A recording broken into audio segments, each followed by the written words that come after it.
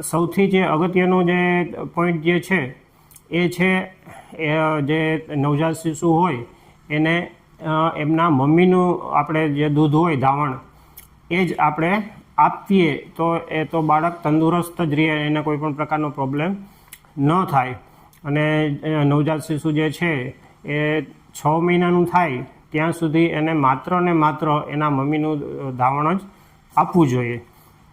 એના સિવાય એના મમ્મીના ધાવણ સિવાય એટલે કે બ્રેસ્ટ ફીડિંગ સિવાય બીજી કોઈ પણ વસ્તુ ન્યૂબોર્ન એટલે કે નવજાત શિશુને ન આપવી જોઈએ. આપણા ઘણા લોકોમાં એવો રિવાજ હોય કે બાળકનો જન્મ થાય પછી તરત ને તરત આપણે ગળથુંથી આપતા હોઈએ છીએ અથવા તો પાણી આપતા હોઈએ છીએ. તો આ બધી જે પ્રેક્ટિસ જે છે એ બાળકને ક્યારેક ગંભીર નુકસાન પહોંચાડી શકે છે. એટલા માટે બાળકને ગળથુંથી પણ નહીં આપવાની, પાણી પણ નહીં પાવાનું, એને માત્ર ને માત્ર માતાનું દૂધ જ આપવાનું. એ સિવાય 6 મહિનાની ઉંમર થાય ત્યાં સુધી બીજું કંઈ પણ આપવાનું નહીં. એ સિવાય જે આપણે ફીડિંગ આપીએ બેબીને તો સૂતા જે છે એ ફીડિંગ નહીં આપવાનું.